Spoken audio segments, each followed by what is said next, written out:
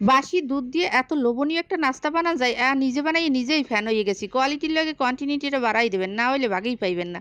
আর এটা বানাইতে প্রথমে লাগছে মুড়ি ভালো করে ধুইয়া লইছি, ধুইয়া আরেকটা বাটিতে উড়াই লইছি দেখেন এলা।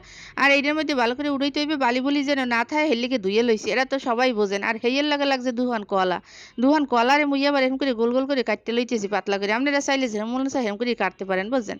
আর এই গোল গোল করে কাটার পর হেই পর কি কি দেওয়া লাগে হ্যাঁ তো দেখবেন, হ্যাঁ মোর লগে থাকতে থাকেন দেখেন এলা। আজকে এই রেসিপিটা দেখিয়া আপনাকে দ্বারা জম্মের ভালো লাগবে। তো এইখানে হেইবার কলা দিয়ে হেলাইছি, হেইয়ে পরে দিয়ে দিছি বাসি দুধ। বাসি দুধ বলতে বুঝাই কি জানেন, আগের দিন দুধ জাল দিয়ে রাখছিলাম, হেই দুধ রয়ে গেছে, হেই আর হেইয়ের লাগে তোকমা ভিজাই দিছি। আর এইখানে দিয়ে দিছি মিষ্টি দই।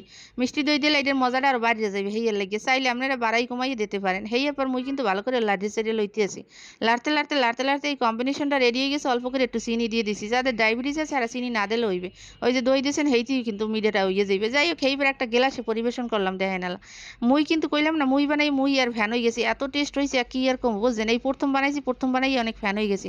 মনটা কয় বারবার বানাই বারবার খাই, এই যে এতটা টেস্ট হয়েছিল বুঝছেন। যাই হোক এইটা কিন্তু আপনারা ট্রাই না করলে কোনোদিনও বুঝতে পারবেন না এটার স্বাদ কেমন হয়। যেহেতু এই প্রথমবার বানাইছি, প্রথমবার বানাই প্রথমবারই ফ্যান হয়ে গেছি, তাহলে আপনারাও একটু ট্রাই করে দেখতে পারেন।